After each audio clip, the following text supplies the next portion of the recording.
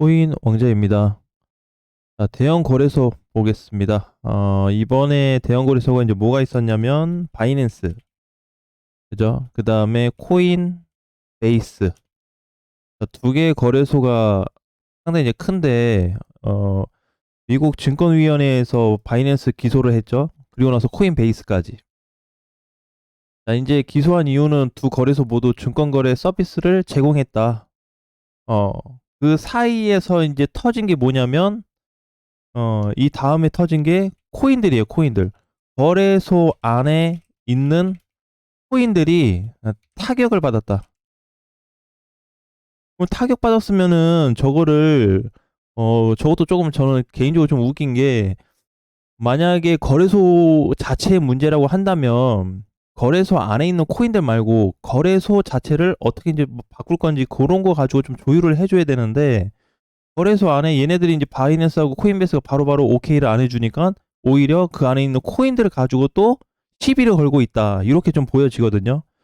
이번에 언급된 그 상패 코인들 있잖아요. 뭐 우리가 알고 있는 뭐 솔라나, 이오스, 뭐 에이다, 어디 샌드, 뭐 디센 요런 애들 말고도 사실 한 5개에서 6개 애들이 더 많아요. 막 니어, 뭐 엑시, 뭐 솔라나, 칠리즈까지 막 이렇게 아무튼 기타 등등등 굉장히 이제 한 13가지 정도의 코인들이 상패를 얘기가 나오고 있는데 이런 부분에 있어서 오히려 좀 피해를 보는 거는 우리 쪽이다.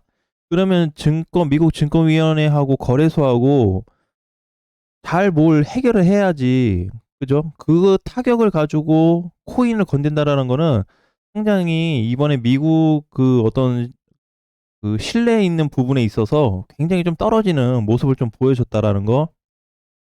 자, 두 번째, 쉽게 사라지지 않는다. 이건 뭐냐면은, 이번에 이제 코인베이스 그 CEO가 얘기했어요. 대표가, 우리 미국을 떠날 거다. 너네가 제대로 된 규정을 만들지 않고 명확성을 해주지 않으면, 그거 가지고 우리가 미국에 있을 수가 없다. 이전을 하겠다. 그러니까 뭐라고 했냐면, 음, 폐쇄. 폐쇄는 아니다.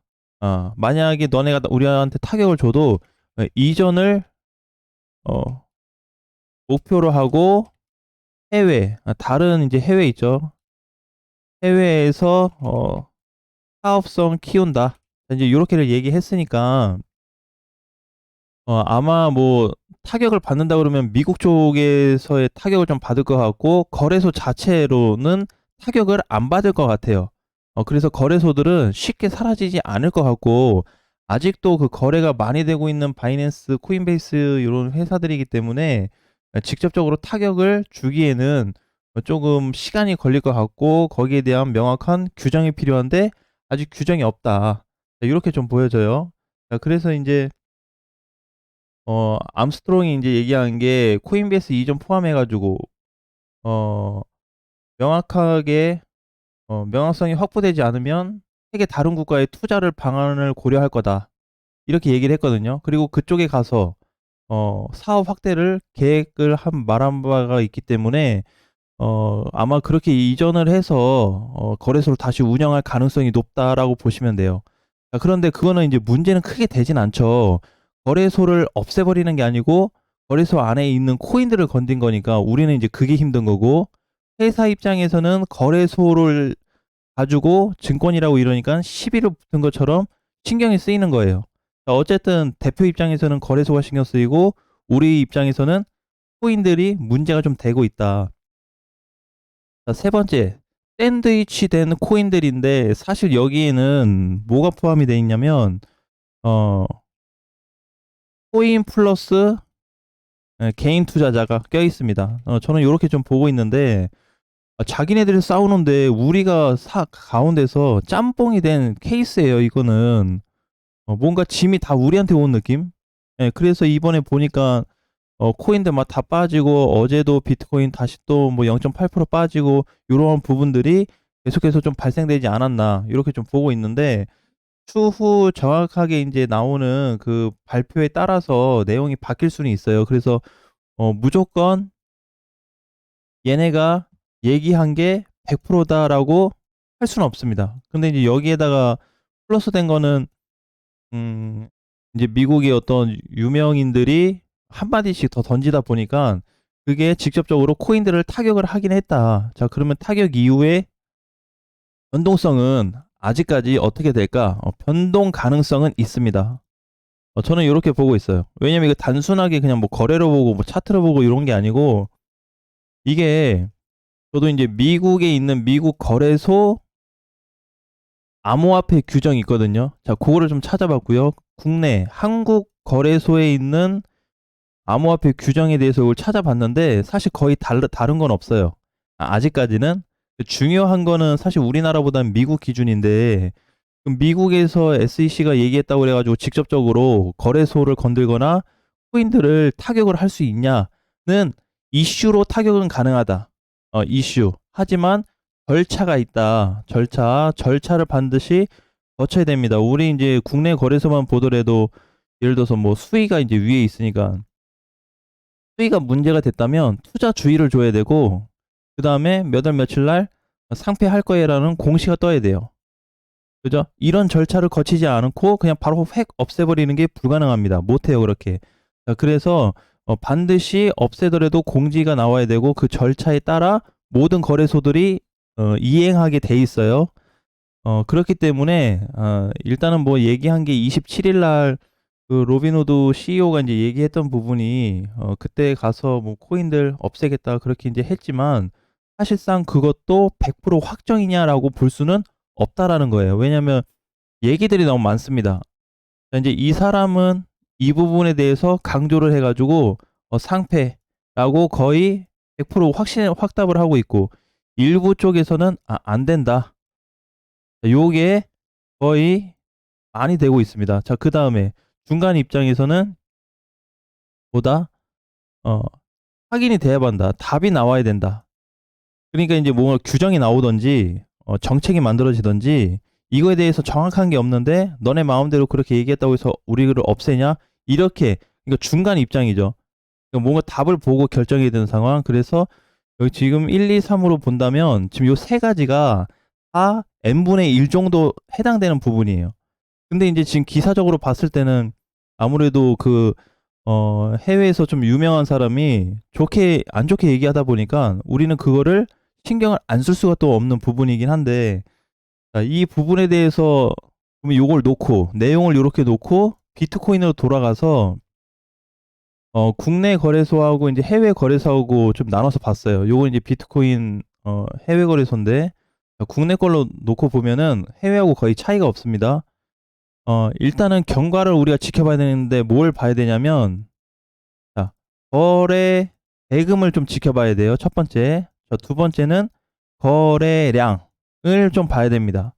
자, 그럼 대금하고 량하고 뭐가 차이가 있냐면, 요건 금액인데, 금액이고 요건 수량이죠. 그럼 얘네 기준에 있어서 어, 금액이 사실 늘어나는 거는 뭐 크게 늘어나면 좋긴 하겠지만, 평균치 대비했을 때 수량이 늘어나고 줄어나는 게 더 중요할 것 같아요. 금액보다는. 그러니까 예를 들어서 비트코인이 지금 움직임이 나오는 게 여기 이제 요 정도의 평균 거래가 좀 나와줬다면, 요 이상 터져줄 때 그때 비트코인에 대한 움직임을 좀 봐야 된다. 그래서 수급이 들어올 때, 거래가 몰려 들어올 때, 들어오면서 뭘 봐야 되냐? 이번에 밀렸던 애들을 잘 봐야 될 것 같아요. 뭐 에이다도 마찬가지, 그죠? 근데 사실 이런 코인들만 놓고 보게 되면은 지금 담고 싶은 위치가 좀 만들어지고 있다. 그러니까 요게 저게 문제거리만 안 됐으면은 충분히 오히려 더 담거나 이렇게 편하게 가져갈 수 있는 부분인데, 제가 반대로 또 생각해 봤을 때는 비트코인은 이번에 큰 데미지를 주지 않았다고 봐요. 코인 시장에. 큰 데미지 별로 안 줬다. 그럼 데미지를 준 게 뭐냐면, 차트상으로 봤을 때는 이더리움이다라고 좀 보여지거든요. 이더리움이 장중 6월 10일 날 이게 장중 4% 넘게 빠졌거든요. 그래서 결국에 이더리움 때문에 알트코인들이 같이 빠졌다, 요런 개념으로 간다면 그거 좀 납득이 돼요. 오케이, 괜찮다 이거죠. 근데 아까 전에 우리 이제 1, 2, 3 봤던 것처럼 뭐 뉴스 이슈로 인해서는 보통 그동안의 이슈를 줘가지고 시장에 충격을 줬을 때는 잠깐이었어요. 잠깐. 한 하루에서 이틀 정도? 과거에 이제 일론 머스크가 이제 한마디 던지고 뭐 좋은 거 던지고 안 좋은 거 던졌을 때도 마찬가지인데, 보통 이슈가 하루 이틀이면 끝나는데, 이게 좀 지속성이 있다. 그러니까는 사실상 이제 어차피 밀리는 이더리움이 밀리는 구조에서 이슈가 플러스가 좀 된 부분이 있고, 근데 요 부분에 있어서 나중에 이제 2주 뒤에 27일 날 로빈후드 CEO가 얘기한 대로 과연 상폐될 수 있는 코인들이 만들어질 거냐에 대해서는 아직은 확실치는 않지만 여기에서 나와주고 있는 거래를 좀 봐야 될 것 같아요. 그동안에 상폐가 되었었던 코인들 중에 거래가 정상적으로 이루어지면서 끝난 애들이 없어요. 작년부터 해가지고, 그러니까 최근 1년 동안, 1년 반 동안 내용을 찾아보면 이렇게 그냥 올라가다가 상폐된 애들이 있어요? 없죠. 올라가다가 상폐된 애들은 절대 없어요. 다 밀려서 끝났지. 그냥 밀린 게 그냥 단순히 이번에 이더리움 빠진 것처럼, 뭐 이번에 뭐 샌드박스 이렇게 빠진 것처럼 요 상태에서 끝나진 않았다라는 거예요. 밀렸다가 그럼 여기서 이제 무슨 모양을 줬냐? 2차 매물이 다는 아닌데 90% 정도는 다 빠졌어요. 2차 매물이 나왔다라는 거죠. 1차 빠지고 2차 매물까지 만들어졌다. 그리고 나서 그 2차 만들어졌을 때 보통 다 없어지기는 했다. 이제 과거에 상폐된 애들 기준으로 보면은. 자, 근데 현재로서 놓고 봤을 때 과연 요 데미지는, 요 정도의 데미지는 좀 길게 보면 언제로 좀 봐야 되냐면 이때하고 별 차이가 없어요. 이때, 이때 당시. 그 다음에 여기서 밀렸었던 어떤 하락세, 그런 세기 정도. 그 다음에 이제 전체적으로 놓고 보게 되면은 거래가 평균치보다는 좀 더 나오긴 했죠. 이렇게. 그러니까는 이번에 뭐 상패를 된다고 하는 애들, 그 다음에 상패가 안 된다고 하는 애들도 보게 되면 거래들이 많이 터졌는데, 그런 이유가 어쨌든 결과적으로는 이더리움 역할이 좀 컸다라고 봐요. 그거에 비해서 그럼 비트는 잘 버티긴 했는데, 그럼 메이저들 지켜줬냐? 그건 또 아니거든요. 그러니까 지금은 비중에 대한 어떤 모든 내용 흐름들이 이더리움 쪽으로 많이 붙었고, 차트상으로 봤을 때는, 이걸 내용상으로 봤을 때는 이러한 부분들이 있다. 그래서 오히려 우리가 이제 좀 신경을 써야 되는 거는, 이번에 그 뭐 이제 앞으로 비트코인이 올라가냐 뭐 그것도 중요하겠지만 2주 뒤에 상패로 된다는 그런 코인들을 분석을 좀 할 필요가 있을 것 같아요. 그래서 걔네들을 지금 다 뽑아놓은 상태인데 걔네들에 대한 수급 변동이 어떻게 일어날지, 그다음에 앞으로에 대한 움직임이 어떻게 좀 바뀔지에 따라서 나머지 애들이 추가적으로 이런 문제들이 더 발생이 되겠다, 안 되겠다도 나올 것 같아요. 그러니까 팩트를 얘기하면은 말은 했는데 결정된 거 없다. 이렇게 보시면 돼요. 자기네들은 다 결정을 했어. 그러니까 부정적으로 보는 사람들도 다 결정했고 긍정적으로 보는 사람들도 다 결정을 했어요. 그런데 이게 결정된 게 뭐다? 확정은 아니다라는 거예요. 확정 아니다. 그러니까 100이 아니라는 거죠. 그래서 중간중간에 어떤 변수가 좀 나올지 봐야 되고, 이게 만약에 우리 이제 좀 긴장하고 막 다 정리하고 요래버렸는데, 또 만약에 거의 이번 달 말일에 가가지고 아 이거 뭐 다시 이렇게 한다 해가지고 좋은 쪽으로 풀려버리면 사실 다 놓쳐버리는 또 시장이 돼버리거든요. 아니면 반대로 최악의 또 흐름이 나올 수도 있겠죠.